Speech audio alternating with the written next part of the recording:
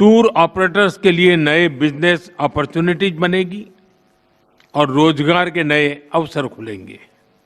Friends, आज भारत और रूस को इनोवेशन, को प्रोडक्शन और को क्रिएशन की नई यात्रा पर साथ चल रहे हैं।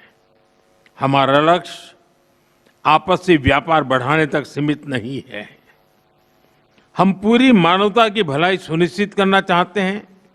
इसके लिए ग्लोबल चैलेंज का स्थायी समाधान तैयार करना है। पुतिन ने भारत की वैश्विक भूमिका और अर्थव्यवस्था की गति को खुलकर सराहा है।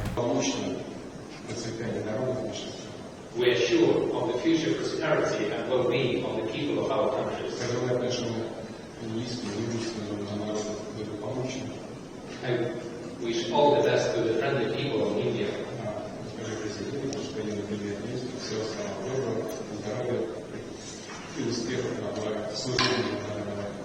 And all the best wishes to the Madam President, to the Prime Minister. All the best to all of you. आज दुनिया ने शक्ति का नया संतुलन बदलते हुए देखा है। भारत रूस की मेज पर रखे ये 14 समझौते केवल कागज नहीं है, ये वो फैसले हैं जो आने वाले दशकों में भू राजनीतिक, ऊर्जा सुरक्षा, रक्षा क्षमता, व्यापार और कूटनीति को नई दिशा और नई परिभाषा देंगे। दरअसल नई दिल्ली से उठी ये साझेदारी बताती है कि भारत अब वैश्विक राजनीति का दर्शक नहीं है, बल्कि उसका निर्णायक खिलाड़ी बन चुका है। आज दुनिया देख रही है कि जब भारत और रूस साथ खड़े होते हैं तो पश्चिम की चालें धीमी पड़ती हैं, एशिया की आवाज़ तेज हो जाती है और विश्व शक्ति का संतुलन नए ढंग से लिख जाता है।